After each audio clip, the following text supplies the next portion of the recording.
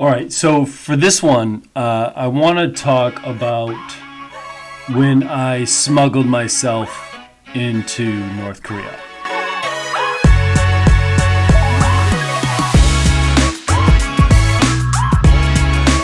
And to be honest, I'm probably not saying that right.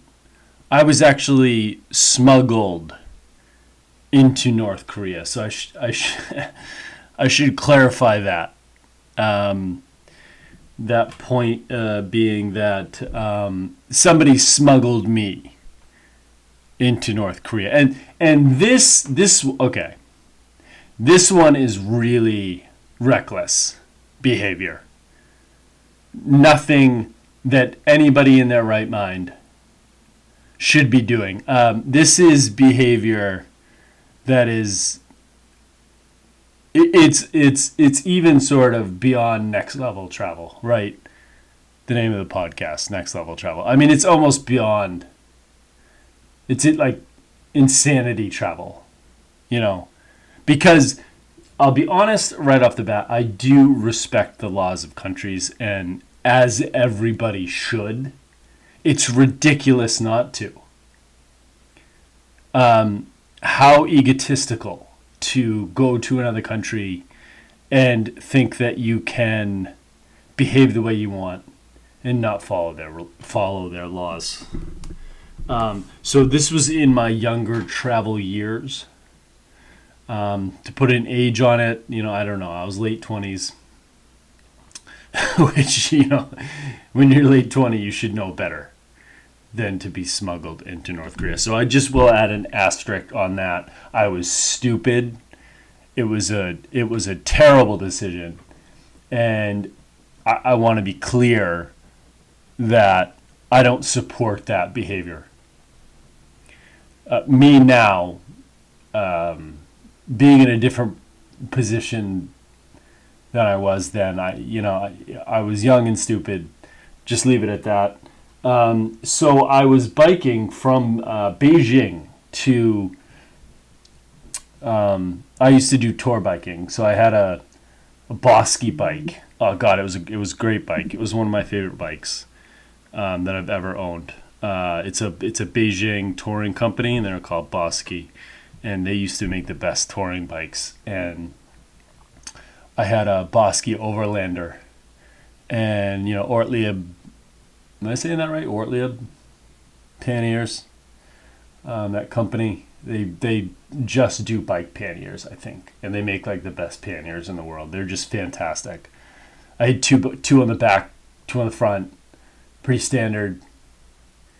And my light just went off. That's why I'm sort of stalled in this moment, and I'm hoping that there's enough light on this one, but we're going to keep going. So, I had at the time in North Face Mountain 25, I believe it was called, tent, and I was not prepared for this trip in like a mental way. I was prepared physically. I had the right equipment, but so I went from Beijing to Shenyang, and then I went from Shenyang down to Dandong. And Dandong's funny. Dandong's one of those Chinese cities that's right on the North Korean border, and everybody goes there, and you can take pictures of North Korea, and everybody thinks, oh my God, I'm in North Korea. You're not. You're in a very, very touristy place in the world. It's sort of like Disneyland, North Korea, You can buy North Korean money there. You can, see where the bridge sort of begins to go to North Korea, and then they just like stopped like making it or whatever. And people go to Dandong and they're like, oh, I was in North Korea. It's like, no, you weren't. You were in Dandong, China. And it's Disney World, North Korea. It's not North Korea. And it's just sort of a tourist. I'm not putting it down. I mean, it's interesting being there. It's interesting seeing the skyline, because it's the Yalu River that separates China and North Korea. And the Yalu River, you can, go on a bridge and look up and see the North Korean flag, and if you were to be able to, which you're not, if you were able to cross, then you would be able to go to North Korea there. So it's a novelty. It's interesting, but it's nothing like actually being in Pyongyang or Pyeongchang or Kaesong, North Korea. It is nothing like that. But the skyline's interesting because Dandong is really, it's one of those Chinese cities that the Chinese love skyscrapers. They equate success with tall buildings. I swear to God. They're so proud of their skyscrapers. Like, there's a lot of Chinese, they use Douyin, not TikTok. And there's a lot of angry Douyin users out there because they still, part of the world still thinks China's very poor, which they're not. There's areas that are very poor, but what country doesn't have that? They love, and how they'll show that China is wealthy is they'll show the skyscrapers of Chongqing, or they'll show the skyscrapers of Shanghai or Dandong or whatever, and there's see, we're successful. It's like tall buildings means success. So, and I'm not putting down the Chinese for that. They've come in an unbelievable way in the last, 20 years. They've got robotics, they've got delivery robots, and China's a very interesting country, and they're certainly a powerhouse. So you can see where Dandong ends, and then the Yalu River in the middle, and then you can see where North Korea begins. And on the North Korean side, there's no buildings, right? Because it's North Korea. So I was biking along the Yalu River. It was 2,471 miles. I still remember the total trip. I think I did this in 2015. So it took me 39 days, I believe.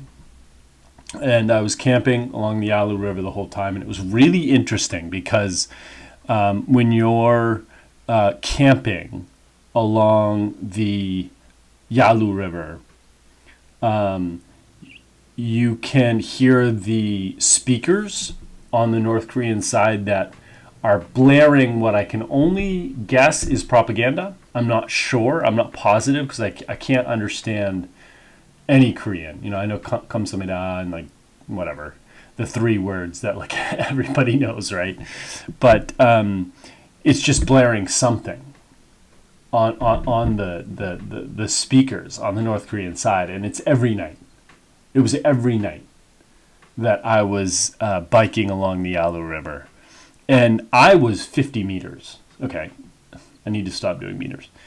I was 100 feet, whatever, 200 feet. I was from North Korea because I was camping along the bank of the Yalu River, and if you look on Google Maps, the Yalu River.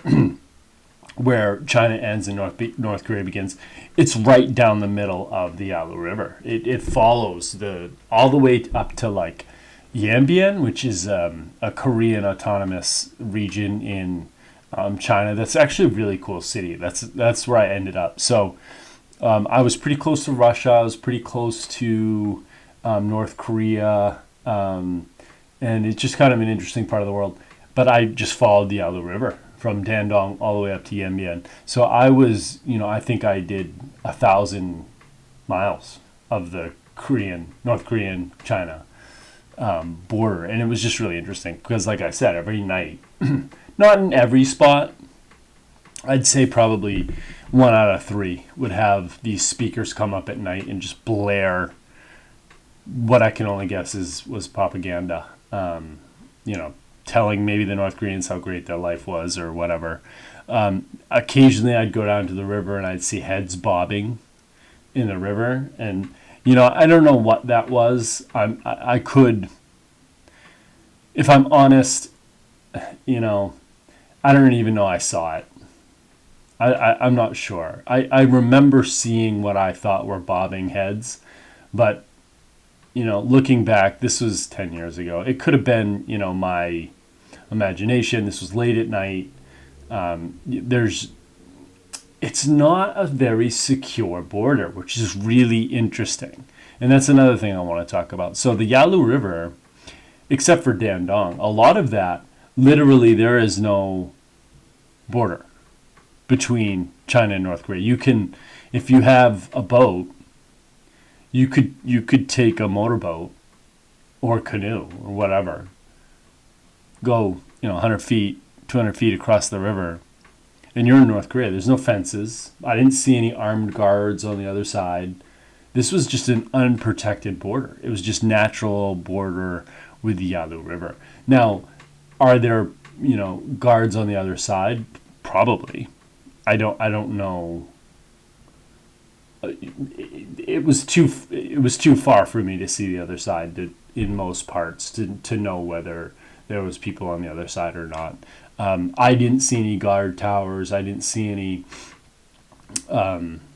walls. I didn't see any. I did see some fencing in some areas, and the fencing would have signs saying like don't no trespassing, obviously. It goes without saying, right? But just wire fence, chain link fence, not like impenetrable. If you had a good pair of wire cutters, you could cut your way through. And no guards on the Chinese side whatsoever. I didn't see any guards on the Chinese side. So, long story short, I'm about 500 miles into this trip along the North Korean border. And I was trying to sleep, and it was late at night, and I got woken up by these guys just like talking, two Chinese guys.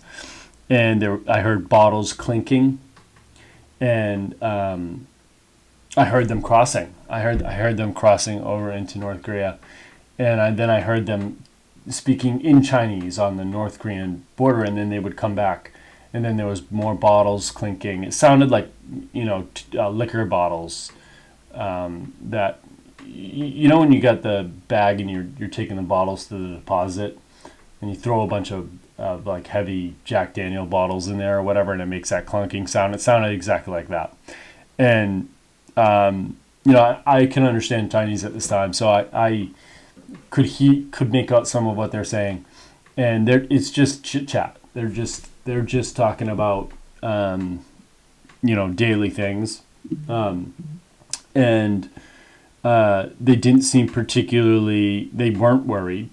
There was no lights on the border at this place. It was completely dark, and they were crossing into North Korea. So they were bringing, what I put together is that they were bringing Chinese baijiu over, which baijiu is like a white wine. Baijiu literally means white alcohol. Bai is white, jiu is alcohol. So it's a sort of a Chinese specialty. If you like drinking gasoline, then you'll like baijiu. I don't mean to offend any Chinese. So yeah, I got really curious, and I went and I just walked right up to these two guys, and they were like very startled. And I was speaking Chinese to them, but I had, my Chinese wasn't great, so I had, I'm sure, a thick accent, and I'm not sure how much they could actually understand of what I was saying.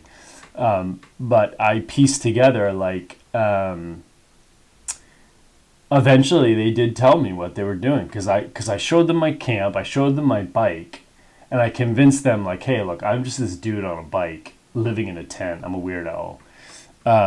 And they didn't feel like, I wasn't government, clearly. And that's how it started. So they told me they were bringing baijiu over to sell. And I asked if I could get in their canoe. And I said I'd pay them 200 RMB, which was about, at the time, God, I can't even guess anymore. It was $20, let's just say. I think the exchange rate at the time was 6 RMB was $1. So do the math. But I offered them 200 to go in their canoe and actually smuggle myself, or have them smuggle me into North Korea, which is completely insane. Again, nothing anybody in their right mind should be doing, and in fact, something that I have disrespect for, because I was not following the law of my host country. I was in China at the time, and I was actively breaking the law. So, again, not something that I'm particularly proud of, but it's one of those next level things that, like, it's worth talking about. So, I get in this bottom of this canoe, right, and it's filled with these bottles of Baijiu and other stuff too, like just some like sacks with, maybe there was food, or I'm pretty freaked out at this point. So I'm not sure I have a good gauge of what items were going over there. And they paddle me over, and I just remember being in the middle of the lake, or the Yalu River, and just thinking that, these spotlights were just going to go on my face, and these guards were just going to appear and just open fire. And they would have had every right to do that. And like this overwhelming sense of terror took, because they were going over to North Korea. Well, regardless of what I said at that point, I couldn't say like, no, don't take me, I'm scared. I think I did say "Wohaipa," which means I'm scared. I think I did like say that, like not even meaning to. But I was terrified. I was trembling. I have no shame saying how afraid I was. It was one of the most. It's one of the most overwhelming senses of fear that I've ever felt traveling. And we docked on the other side, and I couldn't move. I was so terrified of what I was doing, knowingly doing, that I was literally, I can remember trying to move, and my body was not responding to anything that I would do. And I just laid there, and they're kind of laughing and not at me, because they were chatty with the people on the North Korean side. And they're kind of keeping their voices down, but not really caring what they're doing. Like, it wasn't a covert operation. This wasn't high tech. We were in a canoe crossing from China into North Korea with, this was not a high tech operation. This was very low level, Joe's down the road that have found a canoe and put a couple of liquor bottles in and decided to paddle out. They must do this a lot, and they probably pay the guards on the North Korean side. They probably pay the Chinese guys on the Chinese side. I don't know. I didn't know the story. I didn't get into it, but I was petrified. I was a carrot. I was a vegetable.